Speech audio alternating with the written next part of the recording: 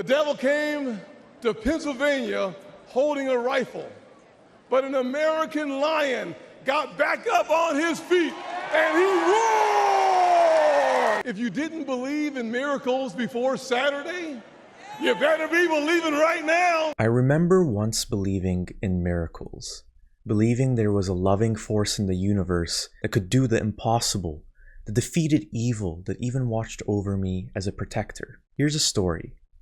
I was around 12 or 13 and I was visiting my grandparents one summer, and the back of their property was a terrace that was maybe about 20 feet above the street below. I was wandering around the terrace alone one day, and for some reason only comprehensible to my danger-seeking child mind, I decided to walk alongside the edge of the terrace.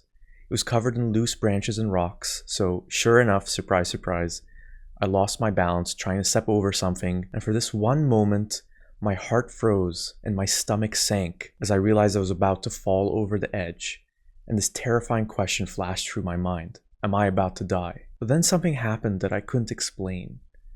I heard a voice calling out my name. It wasn't a real voice, as in it wasn't the voice of another person nearby, perhaps one of my parents checking in on me. It was a voice inside my head, within me.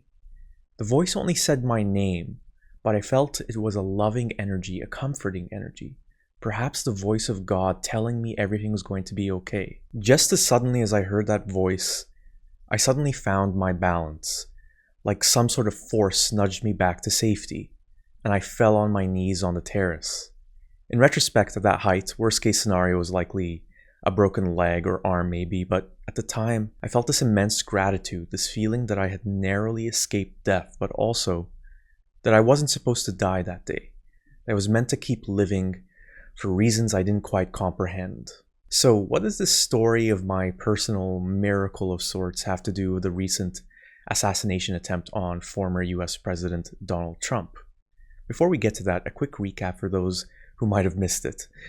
On July 13, Trump was in Pennsylvania delivering a speech at a rally for his campaign to get elected for what would be his second term as US president, when the sound of gunfire rang out and a bullet grazed Trump's ear. Clasping his bloodied ear, he immediately went to ground as Secret Service agents swarmed to protect him. Trump was eventually taken to safety and the shooter was taken down. If you watch the footage of the shooting, you'll see that Trump turned his head the moment before the bullet hit his ear, a small movement that perhaps saved his life. Super lucky, right?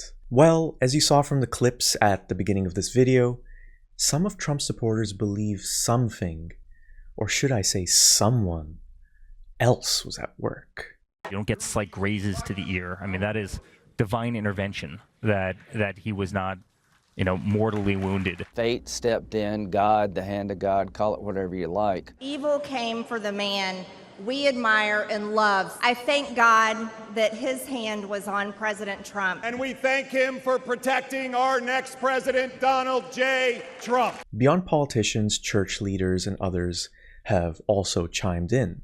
Pastor Jentizen Franklin of Free Chapel in Georgia referenced Old Testament prophecies about the healing of Israel and asked God to make Trump a man on a mission to keep America strong and powerful.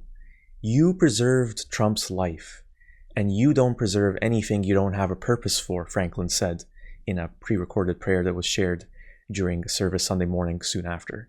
Franklin Graham, the son of controversial evangelical icon Billy Graham, said that Trump came very close to having his brains spread over that platform, but God, I believe, protected him. Far-right podcaster Jack Posobiec noted that the bullets were fired at 6:11 p.m. and referenced Ephesians 6:11, which calls on believers to put on the full armor of God and stand against the devil's schemes. Others online refer to Exodus 29:20, in which God tells Moses to sanctify his brother as a priest by smearing blood on his right ear, the same one bloodied on Trump. On social media, some have suggested that the American flag at the rally billowed in the shape of an angel, proving the presence of God, and shared images like this one of a divine presence protecting Trump from the bullet. While the scope and magnitude of the Trump assassination attempt are obviously much bigger than my miraculous survival experience as a kid, I think they're very similar examples of the dangers of religious thinking. It's understandable and so human to want to feel special, to magnify our personal experiences, assigning them a significant meaning, because we all have this habit of self-narrativizing our lives.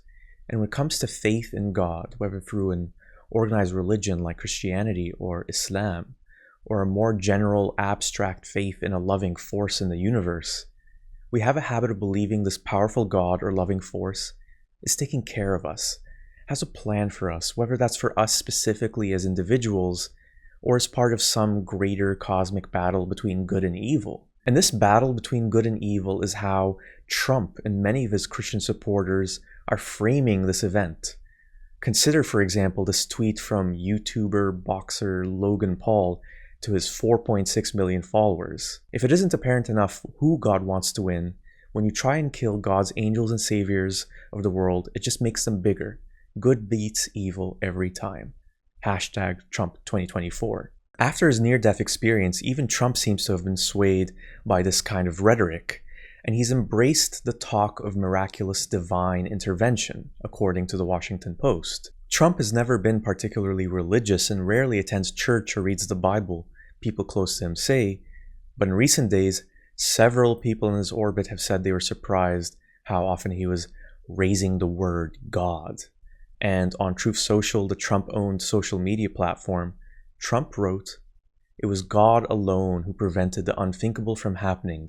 We will fear not, but instead remain resilient in our faith and defiance in the face of wickedness." While obviously not all Christians believe that Trump's survival was a miracle from God, this kind of self-serving thinking about miracles is very common amongst theists, and it gives them a distorted perspective of the world and reinforces their beliefs in the harmful teachings of their religion. American politics is already so incredibly polarized, to the point where one side is literally demonizing the other, framing Democrats and progressives, or basically anyone who opposes Trump, as the instruments, the tools of a Satan who's believed to be very real. What is viewing this political divide as a cosmic battle between good and evil going to do for that polarization in America? What is it going to do to help bridge the gap between a Christian Trump supporter and those who disagree with their views, whether it's on Trump or abortion or teaching evolution in school? I don't think it's going to lead to anything good, and I can see the parallel in this sort of thinking with my own experience as a former Muslim. What I once believed to be my miraculous survival reinforced my belief in the God of Islam, of his loving presence watching out for me. And while this sounds harmless in of itself, these beliefs are the foundations of much more harmful beliefs I once held. That hell and demons exist, that same-sex attraction is a sin, that sex outside of marriage is wrong, just to name a few examples. But when I look back on that incident today, I realize a few things. It's a very mundane reality of life that many of us almost have. Horrible accidents, nearly slipping off roofs, or almost getting hit by a car. And it is also a mundane reality that many of us do end up not avoiding those accidents and suffering immensely. The only thing that makes either outcome important or special is because it happened to us. It somehow feels wrong to describe our unlikely survival, or Trump's survival in this instance, as mere luck or coincidence. But barring another provable explanation, that is the only conclusion we can have. We may wonder and learn more, but we should reserve our belief until we have that evidence. Now, I know that doesn't satisfy our need to feel special, to matter to the universe, but that's what I also realized about my view of my own survival experience. I wanted to feel special, to matter, and when it comes to that voice in my head, I think it's more likely that I imagined it instead of it being the universe communicating with me. And interestingly enough, I have had auditory hallucinations of someone calling my name since that incident, and I've talked to others who've experienced hearing voices like that too. But the difference now is in my perspective of the world. Much in the same way that I no longer fear Satan and his evil human minions since I left Islam, I now no longer assign significance to sometimes hearing a voice call my name in my head. But the dangers of miracle thinking don't stop there.